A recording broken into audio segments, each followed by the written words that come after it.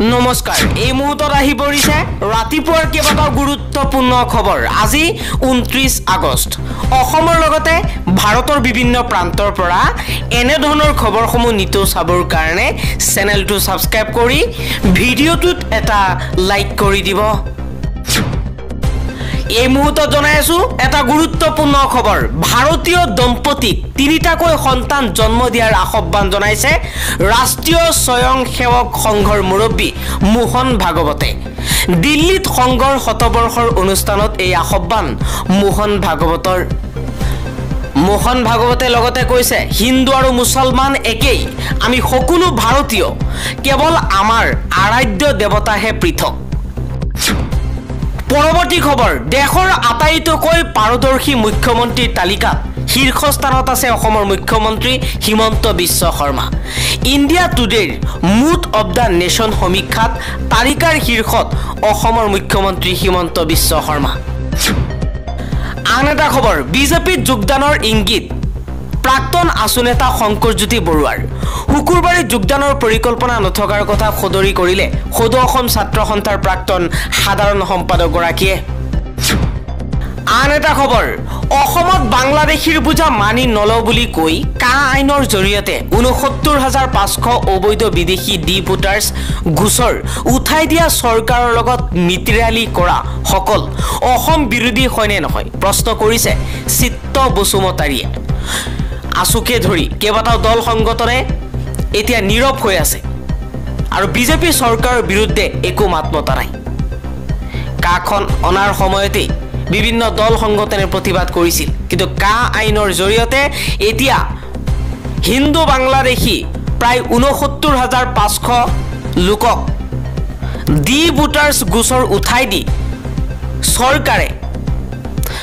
অসমৰ ভাৰতৰ নাগৰিকত্ব দিবলৈ চেষ্টা চলাইছে আৰু যিসকল দল সংগঠনে যিবোৰ নেতাই অসম চৰকাৰৰ লগত মিতিৰালি কৰিছে তেওঁলোক অসম বিৰোধী হয়নে নহয় প্ৰশ্ন চিত্ত বসুমতাৰীৰ পৰৱৰ্তী খবৰ সৰব হৈ পৰিছে জগদীশ ভূঞাই কৈছে ইফালে কা বিৰোধিতা আৰু আনফালে ২০১৪ চনলৈ বিদেশীক নাগৰিকত্ব দিবলৈ লোৱা হিমন্ত বিশ্ব শৰ্মাৰ কাম কাজক প্ৰত্যক্ষ বা পৰোক্ষভাৱে সমৰ্থন ইয়াক কি ধৰণৰ জাতীয়তাবাদ বুলি প্ৰশ্ন কৰিছে আছুৱে বৰ্তমান সময়ত চৰকাৰৰ হৈ কাম কৰিছে চৰকাৰৰ প্ৰত্যেকটো কামক সমৰ্থন জনাইছে কিন্তু আছুৰ জন্মই হৈছে বিদেশী খেদাৰ নামত বিদেশী খেদিবলৈ আছুৱে জন্মলগ্নৰে পৰাই প্ৰতিবাদ অব্যাহত ৰাখিছে অসম আন্দোলনৰ পৰা আৰম্ভ কৰি যেতিয়াই সংকটত পৰিছে অসমীয়া জাতি তেতিয়াই আছু ওলাই আহি প্ৰতিবাদ কৰিছে কিন্তু ২০১৪ চনলৈ বিদেশীক নাগৰিকত্ব দিবলৈ লোৱা হিমন্ত বিশ্ব শৰ্মাৰ কাম কাজক প্ৰত্যক্ষ বা পৰোক্ষভাৱে সমৰ্থন কৰিছে আছুৱে ইয়াক কেনে ধৰণৰ জাতীয়তাবাদ বুলি প্ৰশ্ন কৰিছে জগদীশ ভূঞাই আন এটা খবৰ এনআৰচিৰ নামত যদি প্ৰতীক হাজেলাই টুপি পিন্ধাইছে আপোনাৰ চৰকাৰে প্ৰতীক হাজেলাক কিয় গ্ৰেপ্তাৰ নকৰিলে এনআৰচিৰ নামত যদি টুপি পিন্ধাইছে আপোনাৰ চৰকাৰে এনআৰচি পুনৰীক্ষণৰ বাবে উচ্চতম ন্যায়ালয়ত আবেদন কিয় নকৰিলে হিমন্ত বিশ্ব শৰ্মাক উভতি ধৰিছে জগদীশ ভূঞাই এনআৰচিত অন্তৰ্ভুক্ত নোহোৱা লোকসকলক আপোনাৰ চৰকাৰে ৰিজেকশ্যন স্লিপ কিয় নিদিলে মুখ্যমন্ত্ৰী হিমন্ত বিশ্ব শৰ্মাকে প্ৰশ্ন অসম জাতীয় পৰিষদৰ নেতা জগদীশ ভূঞাৰ পৰৱৰ্তী খবৰ কেইবাটাও কাৰ্যসূচী লগত লৈ দুদিনীয়া অসম ভ্ৰমণত আহিছে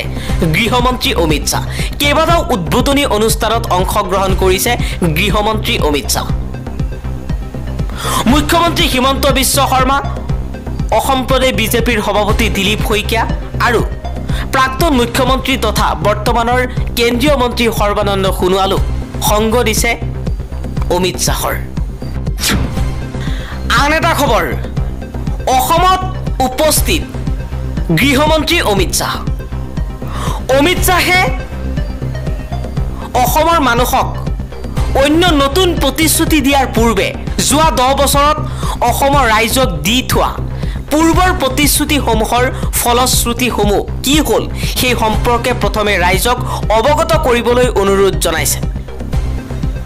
তেখেতে নিজেই আৰু তেখেতৰ দল বিজেপিয়ে অসমবাসীক দিয়া প্ৰতিশ্ৰুতি সন্দৰ্ভত ৰাইজৰ হৈ কেইটামান প্ৰশ্ন কৰিছে জগদীশ ভূঞাই কৈছে অমিত শ্বাহে 2019 চনত সংসদত ঘোষণা কৰিছিল যে ন্যায়াধী বিপ্লৱ কুমাৰ শৰ্মা কমিটিৰ প্ৰতিবেদন দাৰী কৰ্তন নকৰাকৈ ৰূপায়ণ কৰা হ'ব ৰূপায়ণ কৰিলেনে দ্বিতীয় 2014 লোকসভা নিৰ্বাচনৰ পূৰ্বে প্ৰধানমন্ত্ৰী নৰেন্দ্ৰ মোদীয়ে ঘোষণা কৰিছিল সকলো অবৈধ বাংলাদেশীয়ে সেই বছৰৰ 16 মেৰ পিছত ভাৰত এৰি যাব লাগিব প্ৰধানমন্ত্ৰীৰ সেই প্ৰতিশ্ৰুতি পালনৰ প্ৰাথমিক দায়িত্ব কেন্দ্ৰীয় গৃহ মন্ত্ৰালয়ৰ সেই প্ৰতিশ্ৰুতি পূৰণ কৰা হ'লনে তৃতীয় 2021 চনৰ অসম বিধানসভা নিৰ্বাচনৰ প্ৰচাৰলৈ আহি 15 মাৰ্চৰ দিনা গুৱাহাটীৰ খানাপাৰাত অমিত শ্বাহ ডাঙৰীয়াই ঘোষণা কৰিছিল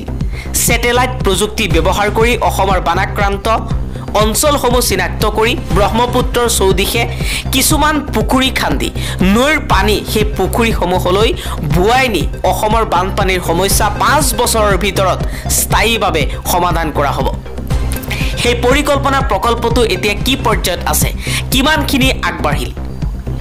উত্তৰ দিব পাৰিবনে চতুৰ্থ 2019 চনৰ 5 এপ্ৰিল তাৰিখে মৰিগাঁও জিলাৰ আখতগুৰি মহজুজ পথাৰত আয়োজিত নিৰ্বাচনী সভাত অমিত শ্বাহে কৈছিল যে ভাৰত বাংলাদেশ সীমান্ত এনেভাৱে সিল কৰা হ'ব যে চৰাই এটাইও আহি ভাৰতত প্ৰৱেশ কৰিব নোৱাৰিব কিন্তু তাৰ 5 বছৰৰ মূৰত 12 আগষ্ট 2024 তাৰিখে অসম জাতীয় পৰিষদৰ নেতৃবৃন্দই মানকাছাৰত উপস্থিত হৈ উন্মুক্ত সীমান্ত নিজ চকুৰে পৰ্যবেক্ষণ কৰি আহে চৰাই প্ৰৱেশ কৰিব নোৱাৰাৰ কথা 2016 চনৰ নিৰ্বাচনৰ সময়তো অমিত শ্বাহে অসমৰ কেইবা ঠাইত কৈছিল কিন্তু হিয়া সমস্যা সমাধান নহল বিজেপি ক্ষমতালৈ আহিলে চৰাই এটা আহিব নোৱাৰাকৈ সীমান্ত সিল কৰা হ'ব বুলি কৈছিল প্ৰশ্ন হ'ল সীমান্ত সিল কৰাৰ প্ৰতিশ্ৰুতি কিয় পালন কৰা হোৱা নাই গৃহ মন্ত্ৰালয়ে বাৰে বাৰে কথা খলাইছে কিয় পঞ্চম 1602.66 কোটি টকা খৰচ কৰি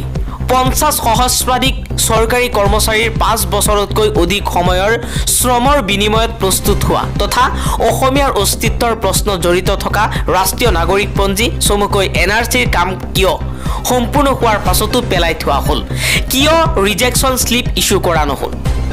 কিয় পুনৰীক্ষণৰ ব্যৱস্থা কৰা নহ'ল কিয় চূড়ান্ত অধিসূচনা জাৰি কৰা নহ'ল এই প্ৰশ্নকেইটাৰ উত্তৰ অমিত শ্বাহে দি যাবনে এনআৰচিৰ সমন্বয়ক প্ৰতীক হাজেলাক কেগে দায়বদ্ধ কৰা সত্ত্বেও অসম চৰকাৰে তেওঁক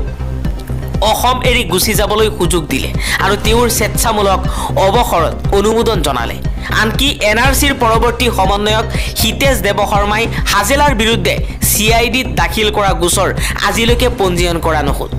অসম চৰকাৰে কৰা উক্ত জনস্বাৰ্থ বিৰোধী কাৰ্যৰ বাবে কেন্দ্ৰীয় চৰকাৰে অসমৰ মুখ্যমন্ত্ৰীক জবাবদিহি কৰিবনে 6 2016 আৰু 2019 চনৰ নিৰ্বাচনৰ পূৰ্বে অমিত শ্বাহে অসমৰ 6টা জনগোষ্ঠীক জনজাতিকৰণ কৰা হ'ব বুলি প্ৰতিশ্ৰুতি দিছিল উক্ত প্ৰতিশ্ৰুতি কেতিয়া পালন কৰা হ'ব জনাবনে অমিত শ্বাহে 7 চাহ শ্ৰমিকৰ মজুৰি 351 টকালৈ বৃদ্ধি কৰাৰ কথা 2016 চনত বিজেপিৰ দৃষ্টিপত্ৰ 2016-25ত ঘোষণা কৰা হৈছিল হেতু কিয় পূৰণ কৰা নহ'ল এটা খবৰ গুৱাহাটী মহানগৰ এতিয়া মহাসাগৰলৈ পৰিৱৰ্তন হৈছে বৰষুণ আৰু কৃত্ৰিম বানত স্তব্ধ হৈছে গুৱাহাটীৰ জনজীৱন ৰাজপথত পানীৰ খুঁত সৃষ্টি হৈছে তীব্ৰ যানজঁটৰ গণেশগুৰি হাতীগাঁও গণেশগুৰি বেলতলা সংযোগী পথ বানৰ কবলত পৰিছে বানৰ ফলত ৰাস্তাতেই আবদ্ধ হৈ পৰিছে যানজঁট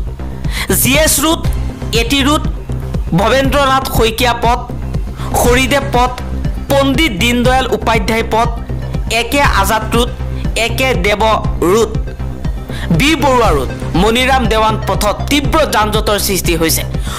দুপৰীয়াৰ এজাক বৰষুণৰ পাছতেই গুৱাহাটীত সৃষ্টি হৈছে অবৰ্ণনীয় পৰিস্থিতি খানাপাৰা জালুকবাৰী সংযোগী 27 নম্বৰ ৰাষ্ট্ৰীয় ঘাইপথত হাহাকাৰ পৰিস্থিতি বৰাগাঁও বিহাৰবাৰী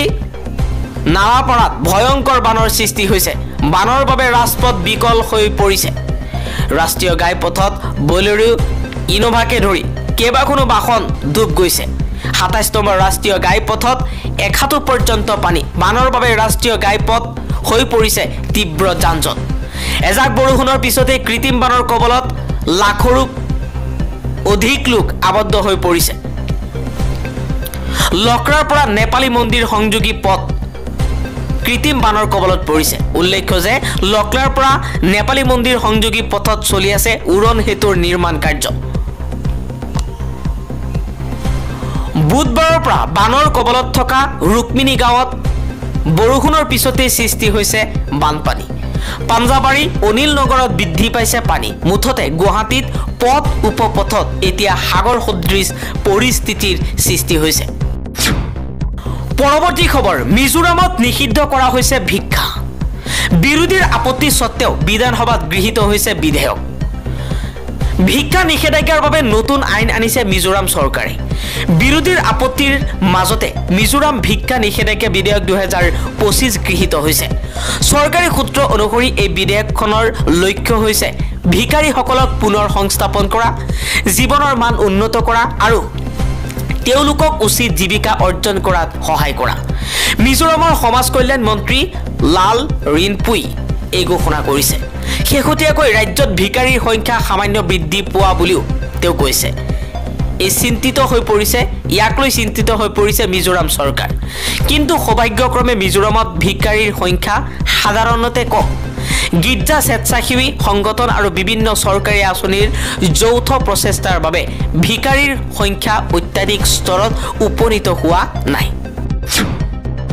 পৰৱৰ্তী খবৰ অসমৰ বানপানীৰ সমস্যা চকুত নপৰিল অমিত শ্বাহৰ পথ সলাই বিমান বন্দৰৰ পৰা বাজপেয়ী ভৱন পালেগৈ কেন্দ্ৰীয় গৃহমন্ত্ৰী অমিত শ্বাহ গুৱাহাটীত উপস্থিত হৈ কেন্দ্ৰীয় গৃহমন্ত্ৰী অমিত শ্বাহে বৰ্জাৰ আন্তঃৰাষ্ট্ৰীয় বিমান বন্দৰৰ পৰা কেন্দ্ৰীয় মন্ত্ৰীগৰাকী মালিগাঁৱৰ মাজেৰে আহি জিএছ ৰোডেৰে ৬ মাইল হৈ বশিষ্ঠস্থিত বাজপেয়ী ভৱনলৈ যাত্ৰা কৰে কেন্দ্ৰীয় গৃহমন্ত্ৰীগৰাকী কিন্তু মুখ্যমন্ত্ৰী হিমন্ত বিশ্ব শৰ্মাই গুৱাহাটী মহানগৰৰ আচল দৃশ্য লুকুৱাই ৰাখি কেন্দ্ৰীয় গৃহমন্ত্ৰী অমিত শ্বাহক এই বানপানীৰ দৃশ্য গুৱাহাটী মহানগৰবাসীৰ এই যন্ত্ৰণা নেদেখুৱালে যাৰ বাবে বছৰৰ পৰা বছৰ ধৰি গুৱাহাটী মহানগৰবাসী এই যন্ত্ৰণাত ভুগিবলগীয়া হৈছে চৰকাৰ আহে চৰকাৰ যায় কিন্তু বানপানীৰ সমস্যা আজিলৈকে সমাধান কৰিব পৰা নাই আন এটা খবৰ প্ৰতীক হাজেলাক লৈ মন্তব্য কৰিছিল মুখ্যমন্ত্ৰী হিমন্ত বিশ্ব শৰ্মাই প্ৰতীক হাজেলাই সমগ্ৰ অসমবাসীক টুপি পিন্ধাইছে এবাৰ প্ৰতীক হাজেলাক লৈ মন্তব্য কৰিছে সাংসদ প্ৰদ্যুৎ বৰদলৈয়ে কৈছে প্ৰতীক হাজেলা মুখ্যমন্ত্ৰী হিমন্ত বিশ্ব শৰ্মাৰ আপোন মানুহ দৰকাৰী বিষয়বোৰত আছু আজিকালি নিমাত হৈ থাকে অসমৰ স্বাৰ্থত মাত মাতিলে কংগ্ৰেছ দল সমৰ্থনত আছে গৌৰৱ গগৈৰ নেতৃত্বত কংগ্ৰেছ দলটো তৃণমূল পৰ্যায়ৰ পৰা শক্তিশালী হৈ আহিছে এই দাবী গৌৰৱ গগৈৰ আছুৰ বিৰুদ্ধে সৰব হৈ গৌৰৱ গগৈয়ে আৰু লগতে প্ৰদ্যুৎ বৰদলৈয়ে কৈছে যে দৰকাৰী সময়ত আছু আজিকালি নিমাত হৈ থাকে নিৰ্বাচন সমাগত তাৰ আগত হলেও আছুৱে আত্মপ্ৰকাশ কৰিব খুজিছে তাক সমৰ্থন জনাইছো অসমৰ স্বাৰ্থত মাত মাতিলে আমিও আছুৰ লগত কিন্তু তেওঁলোকে মাজে মাজে পাহৰি যায় হঠাতে নাইকিয়া হৈ যায় আত্মগোপন কৰে সেইবোৰ উচিত নহয় এনআৰসিৰ প্ৰসংগত প্ৰদ্যুৎ বৰদলৈয়ে কৈছে প্ৰতীক হাজেলা মুখ্যমন্ত্ৰীৰ আপোন মানুহ আছিল মুখ্যমন্ত্ৰী যেতিয়া মন্ত্ৰী আছিল তেতিয়া প্ৰতীক হাজেলাই তেখেতৰ মূল বিষয় আছিল এনআৰসি সম্পৰ্কত ঠগাই থৈ যোৱা প্ৰতীক হাজেলাক এতিয়া এৰেষ্ট নকৰে কিয় প্ৰশ্ন কৰিছে প্ৰদ্যুৎ বৰদলৈৰ লগত হিমন্ত বিশ্ব শৰ্মাৰ মিতিৰালি আছে বাবে প্ৰতীক হাজেলাৰ বিৰুদ্ধে একো ব্যৱস্থা গ্ৰহণ নকৰে হিমন্ত বিশ্ব শৰ্মাৰ চৰকাৰে এনআৰসিৰ নামত ১৬০০ কোটি টকা